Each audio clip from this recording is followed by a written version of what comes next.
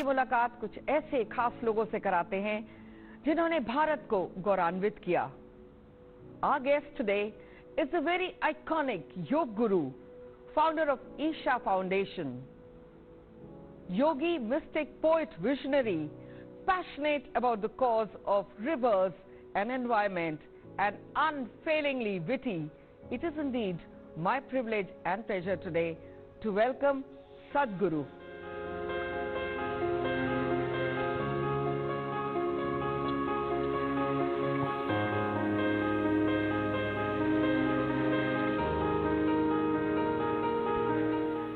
Welcome to the program, Sadhguru, and we are delighted to talk to you. पहले मैं आपसे ये जानना चाहूंगी, Sadhguru, India, interestingly, gets its name from a river, and yet somewhere we've lost the bond. So what is Rally for Rivers to the common man? Rally for Rivers as a movement was 2 years ago, and the main purpose of that was to raise awareness in India about the condition of our rivers, which is alarming, and also to change the national policy as to how we handle our rivers. Fortunately, India responded in a huge way. 162 million people supported the movement in 30 days' time. As you know, I personally drove from Kanyakumari to Himalayas myself, 9,300 kilometers, 142 events, 184 interviews, and driving 18 to 20 hours a day. All the 16 states, the chief ministers participated. At that time, the 16 states were ruled by 6 different political parties, but all of them came together across the spectrum, and they put this through whatever scientific and economic test, and the Niti Aayog, within 2.5 months, they made this the official recommendation for all the 29 states. It was sent as official recommendation. So in policy, we have Rally for Rivers recommendations in every state. About 4 states are very proactively implementing this. Others are in various stages of debate and discussion about this. But right now, as a part of this, we're also doing a hands-on project in Vagadi River in Yavatmal. So our volunteers are there on the ground, implementing it along with the government agency. We have put volunteers to ensure that every family in the Vagadi region are contactable, because we want to make sure none of the suicides happen. We are trying to change their economic condition by changing the agricultural patterns that they were doing earlier. Now the Kaveri calling is a major movement. Here there are 3 dimensions to this. One is the farmer, another is the government, because the government needs to give some incentives, and then it's a larger society. In terms of the farmers, for the last 18 years, we have converted 69,760 farmers into agroforestry, and we have seen within 5 to 7 years, the farmer's income goes up anywhere between 300 to 800%. So this is a proven model. It's not that we're experimenting with the farmer, it's a well-proven model. Only thing is, right now, we've been treating timber as a forest produce. Now we want to change that. We are pushing the government to form a timber board so that timber will be treated as an agro-produce, not as a forest produce. Because India's forests have reached a place, no further commercial exploitation of the forest is possible. We should not touch the forest, it's over. For tribals and others who live in the forest, they use some small things, that is okay. Commercial exploitation of forest must be history in this country. There's no way to touch that again. So timber can only come from agroforestry. Our focus right now is to convert 1/3 of Kaveri Basin into agroforestry. Converting 1/3 of Kaveri Basin means it is 85,000 square kilometers. This means we must plant, or farmers must plant, some 242 crore trees. This will greatly enhance farmers' income, but in the first 2 years, there may be a drop in income of 15 to 20%. In the second 2 years, there may be a drop of 25 to 30%. On the fourth, fifth year, there may be a drop of 50%. For this, we have been pushing for the governments, the Karnataka and Tamil Nadu governments, to give subsidy so that this loss in income is taken care of.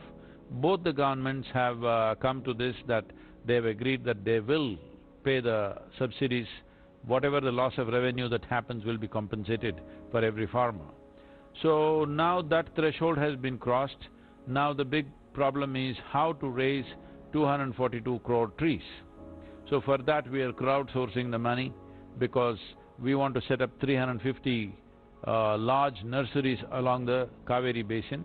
Right now we have 32 nurseries. We want to go the scale up, because no particular department or private agency, nobody has the capacity to raise this volume of saplings. What we are doing right now is, about 45 vehicles with LED screens are making rounds in the Kaveri basin. Till today, they've covered around 6,500 villages.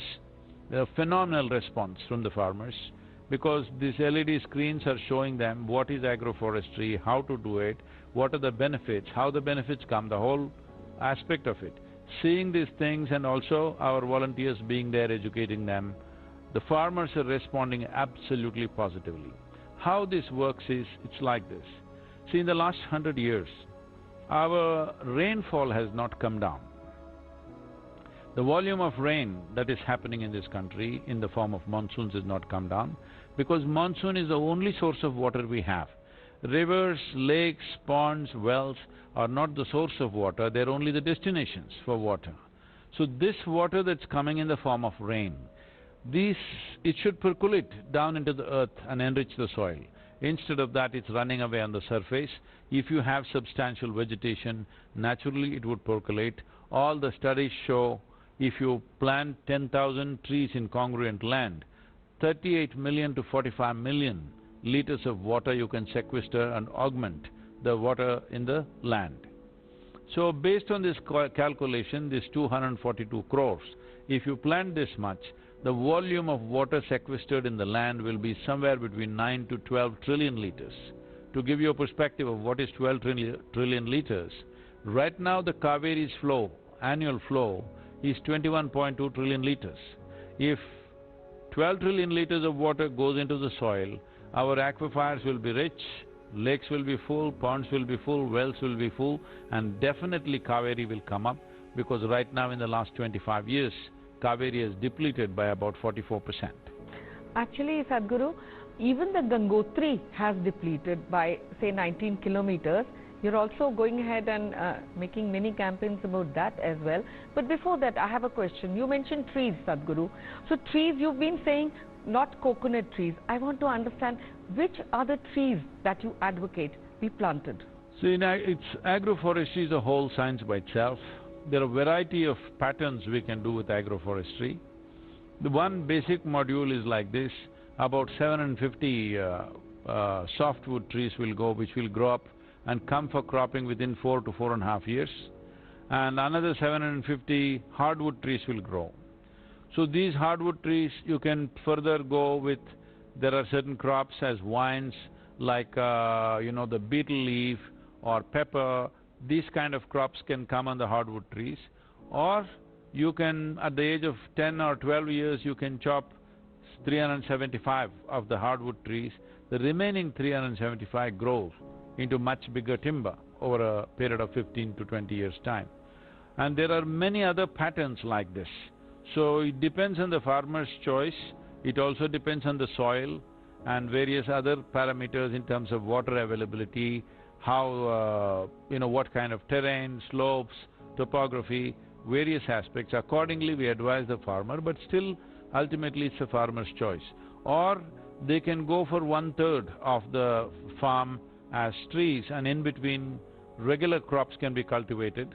Most crops grow much better with the leaves of the trees falling, because this is the way the land gets enriched. There are only two ways to enrich the land: leaves of the trees and the animal waste. If these two things are missing, which is missing right now, the land is going fallow.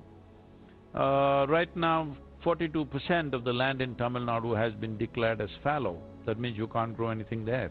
And also, like you said, animals, it's a very important thing to understand, especially for the children of this generation, that the earth belongs to them as well. And we need to treat them with that kind of respect. Also about agroforestry, Sadhguru, India is rice-producing nation and a wheat-producing nation. So somewhere we need to, tell the farmer that you can go in for mango trees and maybe that becomes commercially viable. I would like to know more.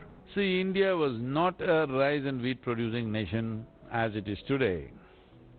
This has happened not because of cultural reasons, not happened because of nutritional reasons. Why Indian people have become in such a way that they're consuming a single cereal is, unfortunately in the past, out of some sort of wisdom that I don't want to dissect now, they gave minimum support price only for rice, wheat and sugarcane. So that is why everybody wants to grow that. So we've been pushing for this. Now central government has announced support price for millets, which is a very, very positive step. Now the support price for ragi is higher than that of the rice. But culturally we got reversed. All the people who were using millets and they were healthy, unfortunately everybody shifted to rice eating, which is taking a huge toll. It is not that there is something wrong with rice. It is a single cereal diet which is causing the problem. In Tamil Nadu, they say 42% or 43% of the male population is diabetic.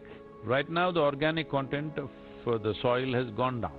United Nations gives this prescription. If you want to call soil as soil, there must be 2% organic content. Right now in Tamil Nadu, the organic content average is 0.68%. So that means all this soil in another 10 years' time will be unusable, almost the whole of it. I read somewhere that you said, interestingly, that we may have a second partition of India if we are not wise enough. Could you elaborate that? I did not say partition, I said you could lose a large part of your geography to what is called as marine ingress. Because I hear so many people, even people who are holding a certain responsible positions, sometimes various influencers talking about this. Water is going waste into the ocean, we must stop it, we must use it. As you earlier said, this land and this water and this planet is not just made for you and me. There are other creatures also which have to live. And if we are not here, they can still live. But if they are not here, we cannot live. That is the nature of the life. So, it is very important, at least 50% of the river water must go into the ocean. If 50% does not go in, because of population pressure, if we cannot allow that much, at least 25 to 30% of the river water must go into the ocean. If this does not go, the marine water will ingress into the land. Looking at the Indian, the formation of the substrata, how it is, it can come inside into the land.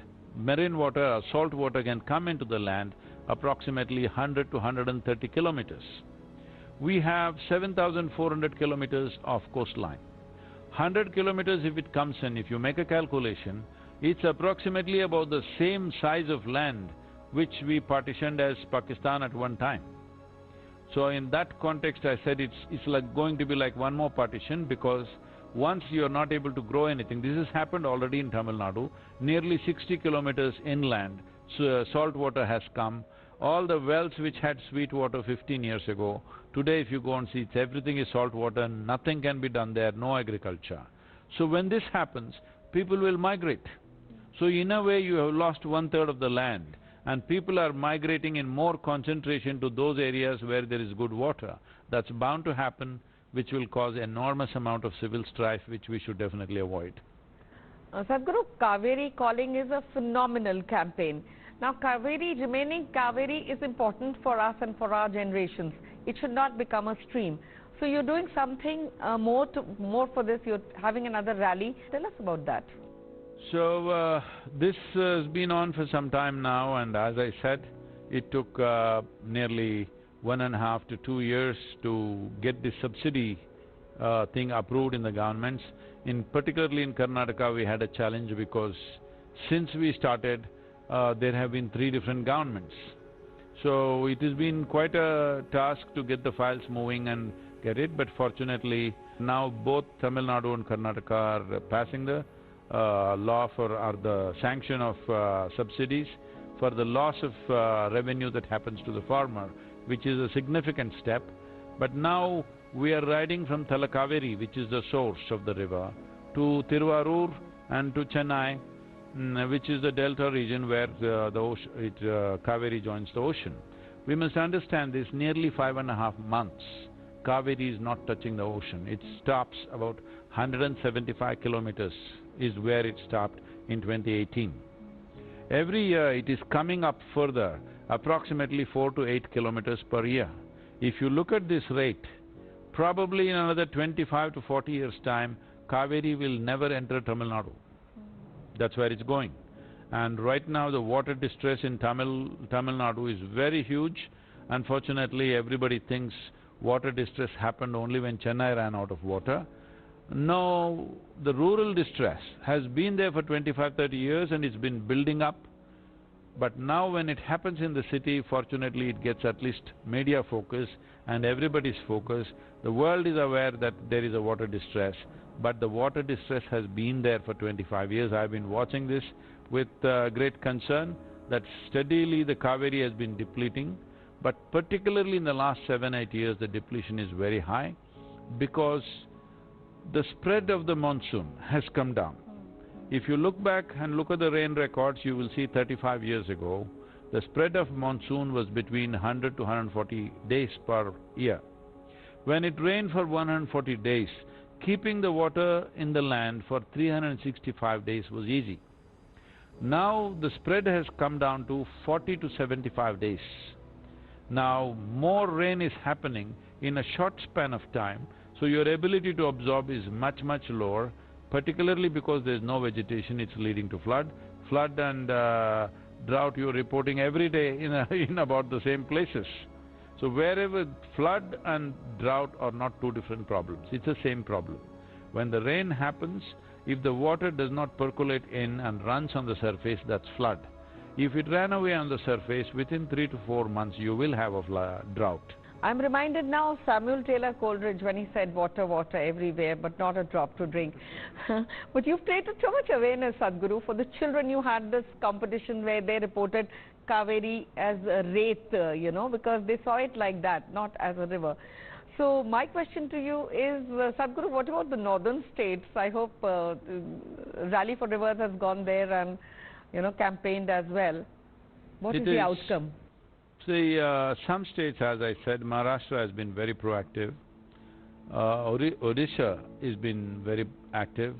Chhattisgarh, Assam, all the states have been very proactive by themselves. We also have MOUs with about 6 states. But some other states are going a little slow on it. See, the reason why we are in Kaveri, there are a variety of scientific reasons why we are doing it there, because we will be able to revive Kaveri much faster than any other northern rivers. There are many geographical reasons for this. Apart from that, in the UN we launched what is called as a Decade of Action for Water. When I explained to them, this is my plan, this is the way to do it, they all said, Sadhguru, this is a fantastic plan, this is doable and it will work. Only thing is, the way the institutions in the world work is, there needs to be a demonstrable model. So in terms of demonstration, Kaveri is the best choice for a variety of reasons. I will not go into those scientific reasons. So in 6 to 8 years' time, if we get to show that there is increase in the flow of Kaveri and farmers' income is increased and rural economy is buzzing because of that, if that happens, then you can't stop it. Once farmers see this is a very lucrative way of doing things, then you don't need any campaign, it will just go by itself. Sadhguru, one more point here. There was a law about the felling of trees, which you've also spoken about. Tell us about that. See, right now felling of trees is considered a crime. These are good intentioned but misunderstood laws. Because if you grow a tree in your own land and if you cut it, you could be arrested. Nobody wants to grow a tree. Now some relaxation has happened. In the last term of the central government, they released 18 species. Some states have released certain species, other species they are not releasing. But general attitude is high-value trees are not released. For example, sandalwood. Sandalwood is something that we have always grown naturally here, and we have used it for thousands of years for variety of purposes. But today we are importing sandalwood from Australia. Australia took Indian variety of sandalwood there. They are growing it in great numbers and exporting it to us. This is happening because you won't allow it to grow. Now Karnataka and Tamil Nadu have relaxed this, that you can grow sandalwood and use it. But still, if you cut it, there are some 5 different forms online you have to fill, and you can only sell it to the government. So I'm pushing for a law. If a farmer grows something, whatever he grows should belong to him. Sadhguru, you mentioned something about sources of water where you said river is the destination, not a source of water. Similarly, people think it's glacial waters also that are coming, but I think that is very less. In India, only 4% of our rivers are glacial water. Even in that 4%, more than 3% of the glacial water is either coming from Nepal or China.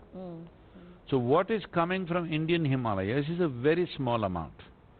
So rest is all forest fed, and forest is fed only by the monsoon. So in India, glacial water is not relevant except the flooding that you have from Nepal, which is partially glacial water. Do you think, Sadhguru, we could have some capsules for children in school in collaboration with the MHRD ministry for Kaveri calling, so that we can make it a movement? Now with the Amazon fires on, there is so much awareness happening about how to protect the earth globally, everything on the earth, including water. See, the Amazon needs fire to burn it down. But Kaveri is evaporating even without fire, it's burning. The sun itself burns us. If we don't put the land under shade, the sun will burn the life out of us. So our intention is to put Kaveri basin and the nation, at least 1/3 of the nation must be in shade. Why I'm saying this is, if you fly from Delhi to Coimbatore or Kanyakumari, if you look down every 2 minutes, you will see India looks like a brown desert, except for a few patches and Western Ghats. Rest of it looks like a brown desert, because nobody grows a tree in the farmland because he cannot use it. It is time farmer must clearly be made clear. That's why we are wanting to form a timber board. That is, timber must be treated as agricultural produce, not as forest produce.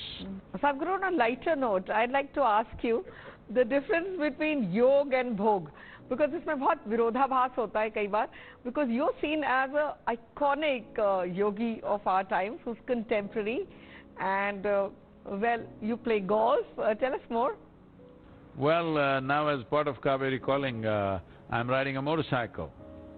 So riding a motorcycle, well, is it yoga or bhoga? You must decide. I think it's yoga. If everything that you do, you're using it as a way to enhance the possibility of life. If everything that you do is a process of liberation for you, not a process of entanglement, then every act that you do, the way you sit, the way you stand, the way you walk, the way you breathe, everything is yoga. If you're using it as entanglement, then it is called karma. But if you use the same karma for liberation, that's called karma yoga. So this is karma yoga. The question once again, you love playing golf, you are also a scuba diver, you're also a certified helicopter pilot. If there's anything I'm missing out, please enlighten me. Oh, there are many more things you're missing. These days there's not much time to do many things I used to do. So a little bit of golf is the only thing alive. Rest of the things there's no time. So if Kaveri flows once again, maybe I'll take some time and do all the other things. I'm very sure Kaveri is going to get that momentum, given all the work that you're putting into it. Is there somebody, Sadhguru, who inspired you for Rally for Rivers? What is it that vision, that thing that came to your mind when you started this? Because we want many others to think the way you did. See, my engagement and involvement with Kaveri is not today. I was born around Kaveri, I grew up around that. Because I didn't find anything very interesting in the school, I largely spent around the river. So my experience and involvement with the river is not as an environmentalist, or nor did I see river as a source of water, how can we use it, these things never came to me.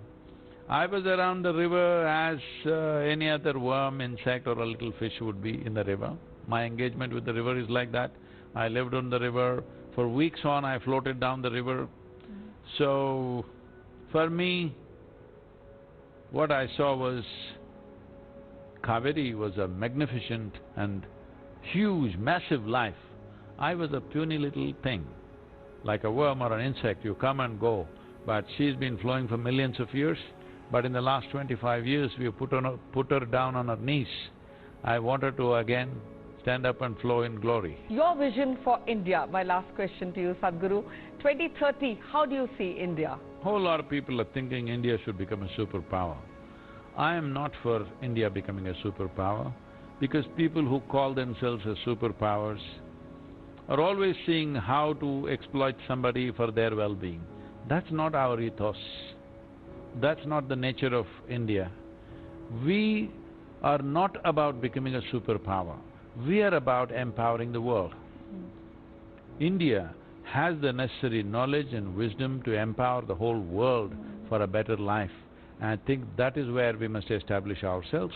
Of course, there are issues of economy, there are issues of nourishment, there are issues of poverty. Many people have been unfortunately left behind.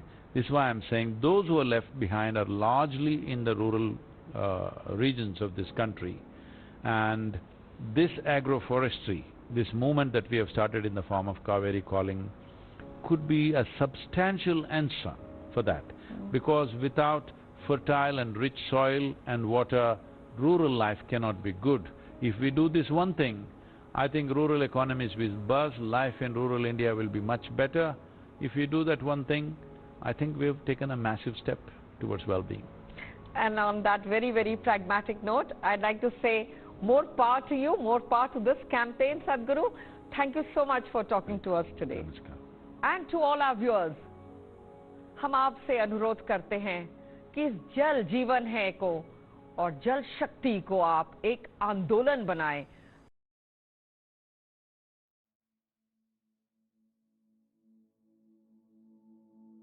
You should not be a motivated person. Generally, when we say somebody is motivated, it means they have an agenda of their own. Life has no agenda. It's for you to be a full-fledged life. A grasshopper is trying to be a full-fledged grasshopper, earthworm is trying to be a full-fledged earthworm, a bird is trying to be a full-fledged bird, a tree is trying to be a full-fledged tree. A human being should strive to become a full-fledged human being. This is all our businesses. But each one of us start creating our own agendas and doing all kinds of things. No, you're just a piece of life, don't take yourself too seriously. Because before you and me, countless number of people have come and gone. Yes or no? Where are they?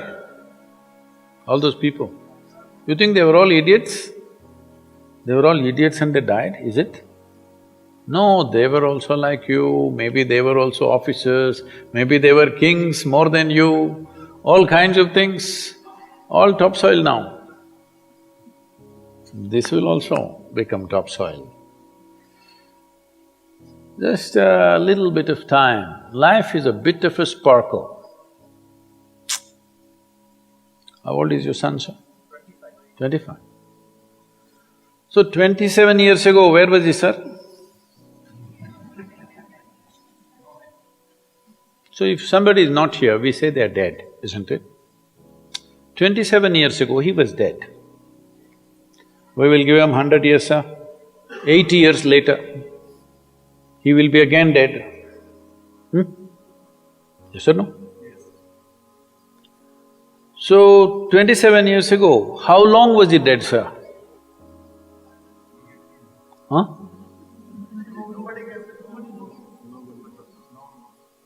long time. So, 85 years later or 80 years later, how long will you be dead, sir?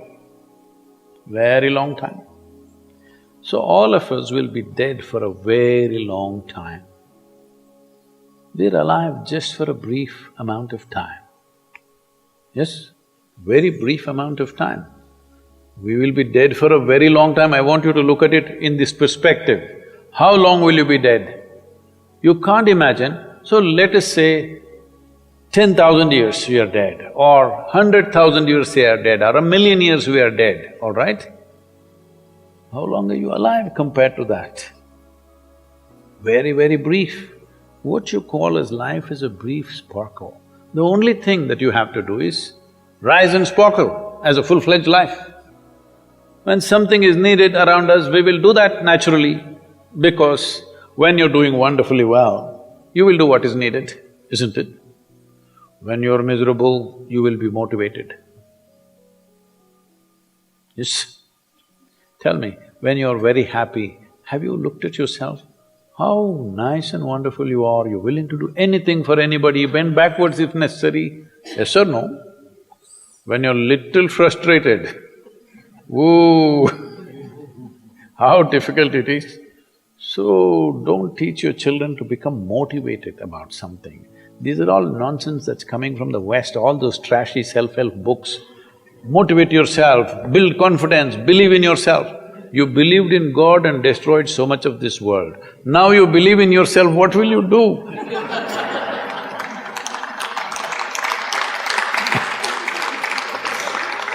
All this trash is coming from the West. You don't have to be motivated. You just have to see how this is alive to its fullest possible level right now. If it's fully alive, it will do everything that it can do, isn't it? What it cannot do, anyway it will not do. If you watch a bird in the morning, there are birds here, you know. Where do you come from, sir? Delhi? Huh? Tamil Nadu, Chennai? Chennai, maybe there are no birds at all except kaka. Huh? So here if you see a bird, sir, little bird, in the morning, it's doing everything that it can do, isn't it? Hello? Everything that it can do, it'll spare nothing. That's all you have to do. Everything that you can do. What you cannot do, perfectly okay. A worm cannot do what a bird does, a bird cannot do what an elephant does, an elephant cannot do what we do, yes or no? But we must be doing what we can do. What we cannot do, it doesn't matter. What we can do must happen. For this, all that's needed is, you must understand life is a very brief sparkle, it's just poop, poop, poop and gone. Yes or no? Before you know what's happening, you'll be gone. Unless you're miserable. Miserable people have a long life. Only they feel life is long. If you're very joyful, poof, it'll be gone before you know what's happening. Have you noticed a specific day, you're very happy, 24 hours, gone like that. Little miserable, 24 hours, feel like 10,000 years. Yes or no? So time is a very relative experience, but if you compare to how long you will be dead, you will be dead for millions of years. You're alive just for a few, little bit. This time, don't be motivated by anything. All that you have to do is you must become a full-fledged life. 25-year-old boy, he shouldn't become a motivated human being. He must just be burst of life. Then he will not ask, how do I wake up in the morning and be motivated? What are you motivated about? Nothing. If you're alive, you'll bounce out of your bed, isn't it? But now, the way we eat, the way we breathe, the way we do things, and intoxicants and stuff, everything, generally the body wants to die. It doesn't want to be alive. People, you know, it's all from the West. People created this culture, thank God it's Friday. The statistics show that 70% of the Americans hate their jobs. Not dislike, hate. 5 days if you do something that you hate, I don't know how you enjoy the weekend. All that happens in the weekend is, you're knocked out. You are either drunk or you're drugged or you're indulging in something, okay? Beyond that, no great shakes joy is happening, all right? Yes or no? 70% of the people hate their jobs. How do you live like this? Why the hell are you doing something that you hate? First of all, if you don't love doing what you're doing, you shouldn't do it, always somebody will do it. Hello? Someone comes to me, he's heading a multinational company, global CEO. He comes in a distressed state and said, Sadhguru, I can't take this. They're putting so much pressure on me every day, can't take this. Then I look at him, raise my hands and say, may you be fired. Sadhguru, Sadhguru, what are you saying? I said, hey man, you're suffering so much. What is the point? At least if you're fired, you can walk on the beach, huh? Maybe somebody else will do this job little more joyfully than you. You think you're spinning the planet or what? Hello? What is the hardship? Are you spinning the planet? Are you pushing it around the sun? Everything is free, isn't it? Hello? Everything is free. All you have to do is be a full-fledged life. Don't constipate yourself with too many ideas, philosophies, belief systems, stupid thoughts and emotions with which you get constipated and become less than who you are.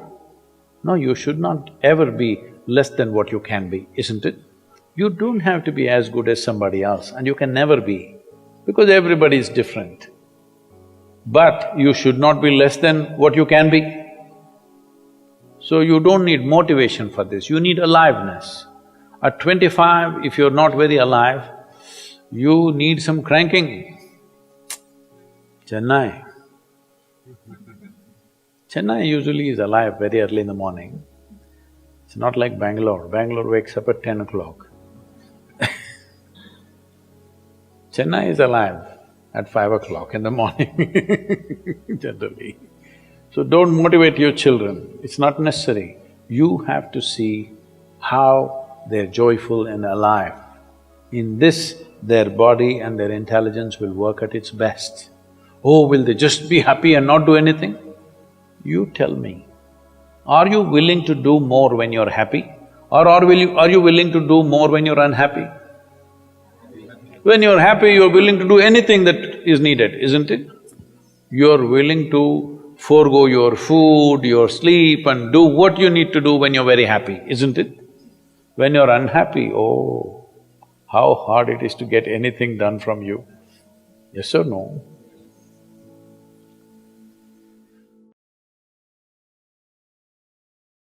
और जैसा इन्होंने कहा air pollution, तो इस बार की theme है beat air pollution and ministry of environment has said हवा हवा हवा आने दो, जोर से कहिए हवा।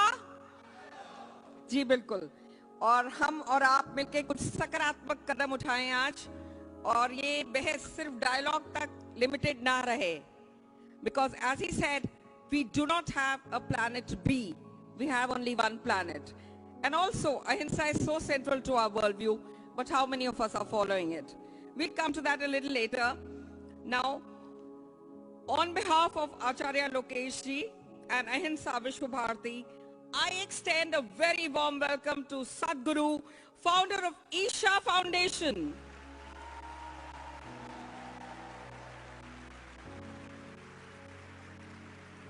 A yogi, a mystic, a visionary, a best-selling author. Sadhguru is ranked as one of the 50 most influential people in India. From 2015 onwards, he has been on the list of 100 most influential living spiritual people in the world. Can we hear it for him?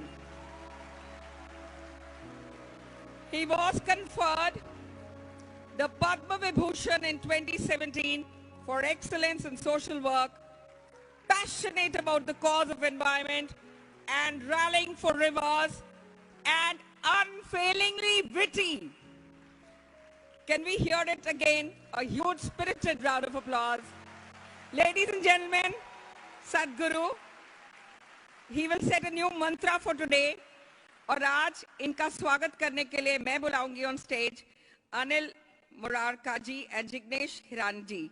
And I also request dear honorable very revered Sadhguru to please accept a token of appreciation from Ji.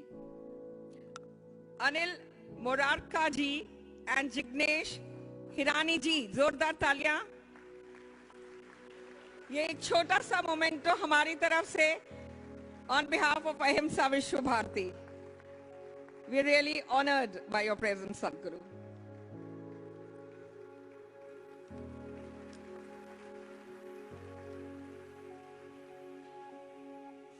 I now extend, on behalf of Ahimsa Vishwa Bharati, a very, very warm welcome to Swami Ramdev ji, who I've always called. Swami ji, आपको याद होगा, हमेशा मैंने आपको यही कहा है, yogi by destiny or chance and entrepreneur by choice. He should be taking lessons at IIM, yes? Popularly known as scientific sannyasi and the founder of Patanjali Ayurveda, which has seen a meteoric rise in the past few years with revenues crossing crores. So with Swadeshi positioning widely acknowledged, Patanjali's path-breaking sales and his growth trajectory is known by all of us. He has indeed done India proud. जोरदार तालियां स्वामी रामदेव के लिए. मेरे ख्याल आज बच्चा घर में अनुलोम विलोम और योग सीख गया है.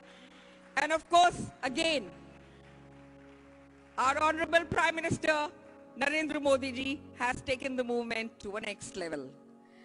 तो यहाँ पे मैं आमंत्रित करूंगी श्री महेंद्र भाई तुर्किया जी and श्री मनोज जैन जी को, and I request Swami Ramdev ji to please accept a small token, a small memento of our appreciation. Mahendra भाई तुर्किया जी, मनोज जैन के लिए भी तालियां हो जाए. Thank you.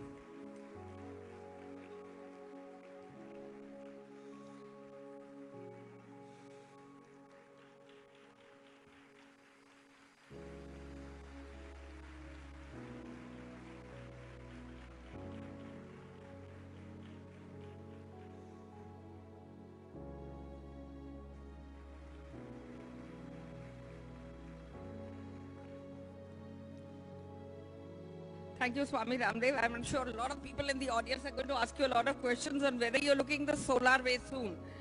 And now we have with us the very popular, the very eminent, the very versatile Brahma Kumari Shivani ji. Sister Shivani has been a favorite of millions, a practitioner, a teacher of Raj Yoga meditation. At the heart of the teachings of Brahma Kumari's World Spiritual Organization, a movement that has spread to 110 countries. Sister Shivani represents an organization that has promulgated and promoted green solar energy. Rivers have been the basis of our civilization. But today, we are talking about saving these rivers, which have been the basis of our existence and flourishing of our civilizations. This dire situation has come. We must understand this in India, because most of the solutions that we have brought to this nation is transplanted largely from Europe or North America, which are temperate climates. The nature of those rivers are very different. In the sense, most of the rivers in the world in the temperate climate are fed by glacial waters. The Indian rivers, only 4% of India's rivers are glacial water. Rest of it is rainwater stored in the land and slowly let out. This slow letting of the water from the land can only happen if there is substantial vegetation. When there was enough vegetation, the same monsoons, in India the precipitation or the rain is approximately only… We are supposed to hold it in the land for 365 days. There is no rocket science to this. Simply we have to increase the vegetation. The green cover on the planet or in the country has to go up. Right now, 85% of India's land is being used for agriculture because we are doing agriculture in very inefficient ways. The way we did subsistence agriculture 1,000 years ago, we are still doing it the same way, unnecessarily scratching the land in the name of agriculture.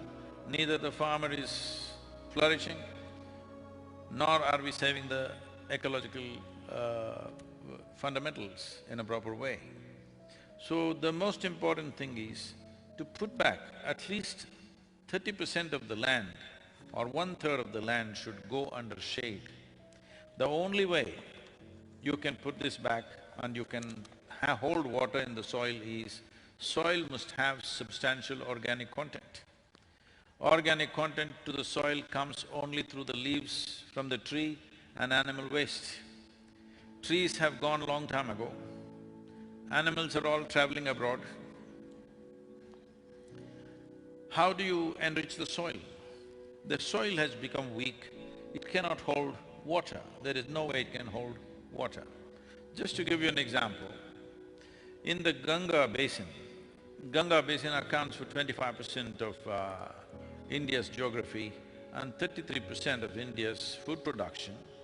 In the Ganga Basin, we have removed 92% of green cover in the last 50 years. What is our plan really for this nation? 92% we've removed. Because of this, there is no way if we… In the last 100 years, the monsoon, the volume of water coming down in the form of rain on this subcontinent has not come down, it's about the same. Small fluctuations happen year after year, but on an average it's about the same. So the rain has not gone down, the amount of water falling upon the land has not gone down, where will be encouraged to grow trees and harvest trees for their own well-being. If you do not do this, you cannot put green cover back on the land. Without green cover, there is no way you can hold rainford trees flowing throughout the year because our glacial water is only 4%, as I said. बिल्कुल सही, जैसे आपने कहा, Sadhguru has said, and I quote him, the simplest solution to rejuvenate India's rivers is to maintain a minimum of 1 kilometer tree cover on the river sides. Forest trees can be planted on government land and fruit trees on farmland. हम में से कितने लोग ये करने जा रहे हैं? Can I see a show of hands, please? ऊपर सब लोग अपने हाथ दिखाइए, if you agree and resonate with this movement.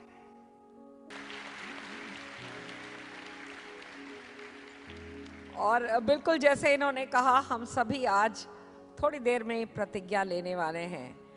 Coming to the next question, जैसे स्वामी रामदेव जी ने बताया, light pollution.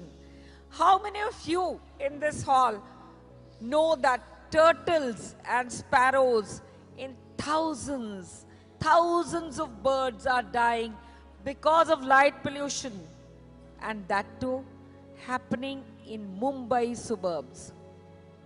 How many of you know this? हाथ ऊपर करें. I want a show of hands.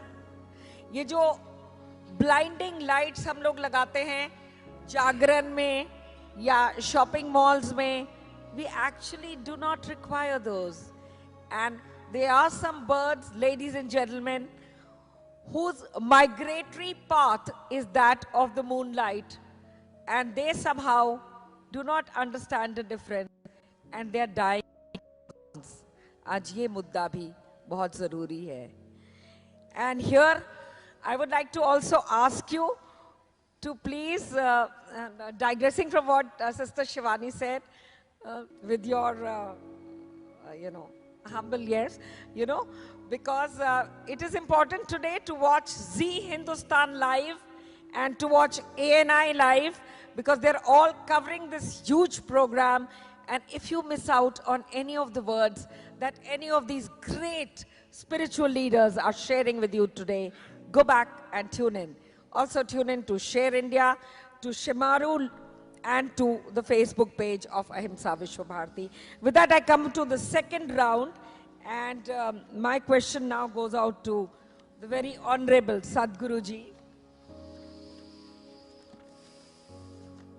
So my question is, and I think I should be remembering it, and I don't need to flip pages, that isi hall ke bahar, theek bahar, we have the beach outside, and वहाँ पे marine life का बहुत ज़्यादा नुकसान हो रहा है, and that is why I want you to please suggest ways of how we can prevent marine life from dying.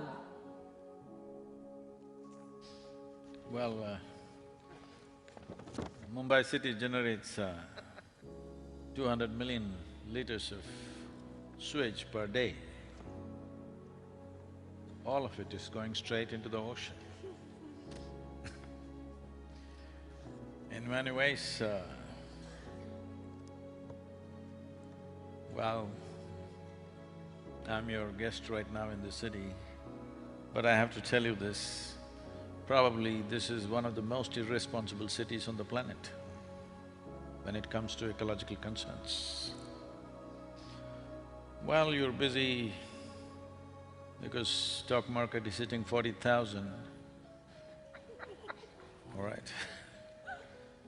So, yes, economic development, economic activity is important, but economic activity is not a goal by itself. It is only a means to live well. It is not a goal by itself. So, to live well, we need clean air, pure water, healthy food, and all other life should flourish. This is one thing that we need to understand. There is enough data to show that if all the worms, the worm in the earth and in the ocean, everywhere, there are worms. If all the worms die today, anywhere between 14 to 18 months, all life on this planet will end. If all the insects die, in 4 to 6 years, all life on this planet will end. But if all human beings die today, the planet will flourish.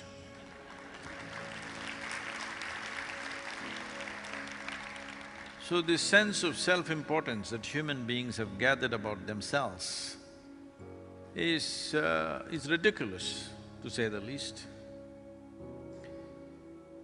In this cosmos, in this cosmic space, this solar system itself is a small speck. It's a very tiny speck in the cosmos. In that tiny speck of a solar system, planet Earth is a micro speck. In that micro speck, Mumbai city is a super micro speck. In that, you are a big man. This is not a small problem, this is a very big problem. Lack of perspective as to who we are in this world, that we are here for a brief amount of time, very brief. If you're living a joyful life, it's very, very brief. If you're living a miserable life, it's a bit long. Have you noticed this? When you're joyful, you're very joyful on a particular day, 24 hours just passed off like a moment. You're miserable, you're depressed, one day feels like a eon. So only miserable people can live a long life. And when you're miserable, you do nasty things to everything around you. When you're happy and joyful, you do wonderful things to everything around you. Hello?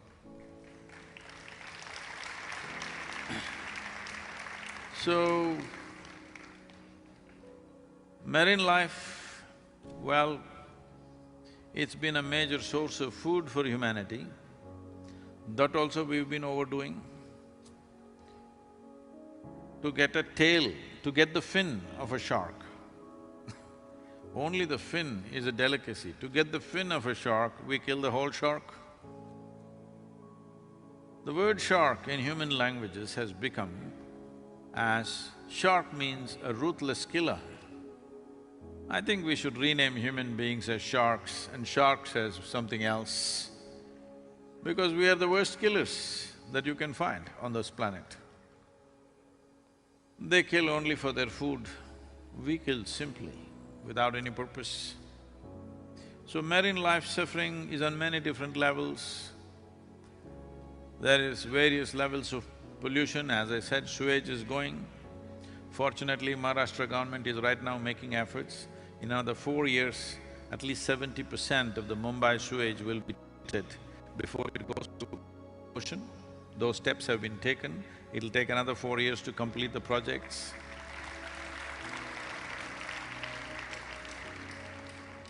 So, marine life is in serious danger around the world due to variety of reasons. One is maritime transport, another is military experiments happening. If you want to try anything, you try it in the ocean. Another is sewage going in. Today, plastic has become a major process of pollution. See, everything that's given to us, the best things, we have a way of turning it against ourselves. For example, plastic. This is a unpopular thing to say. Plastic is one of the best substances human beings have manufactured. Because if you handle it responsibly, you can recycle the same material 1,000 times if you want. Use it and reuse it and reuse it. But the irresponsible usage has made plastic one of the most dangerous substances on the planet. Plastic is not dangerous, irresponsibility has always been dangerous, and that is what we are paying for.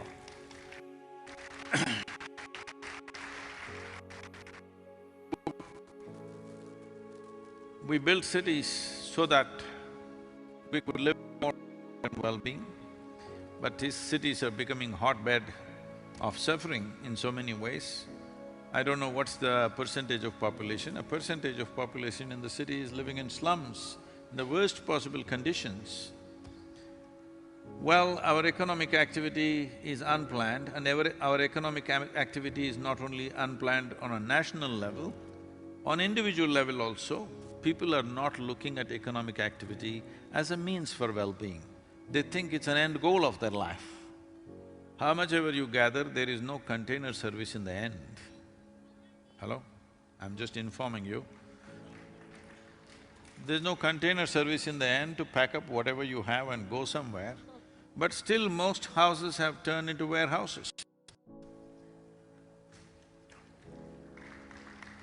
So, in this you're not doing what you want to do. If you do what you want to do, it's okay. You're trying to outdo somebody who's next to you. In this, it's going into madness. बिल्कुल, और जैसे सदगुरु ने कहा, Mumbaikars, how many of you believe that you are going to change today and going to take that pledge today? A very, very valid message for the entire population of Mumbai today. Please protect your beaches. तो आप में से कितने लोग वर्सोवा बीच जाने वाले हैं आज? अफरोज शाहवा सफाई कर रहे हैं और दिखाई दे रहे हैं हर चैनल पे. But besides that, I think he's doing a wonderful job. So, how many of you, can I see a show of hands, please? According to what Sadhguru has advised today. No, I have not advised them anything. I'm not giving any advice. But we need to… All I'm saying is, to be human means the significant difference between us and all other creatures on the planet is, we can conduct every aspect of our lives consciously. Do the same things that animals do, we eat, we breed, we die. Only thing is, we can conduct our life consciously, that is the big difference. This is all we need to do, that we conduct our life consciously. If we conduct our life consciously, we will do everything to the extent it is necessary, including the breeding process. बिल्कुल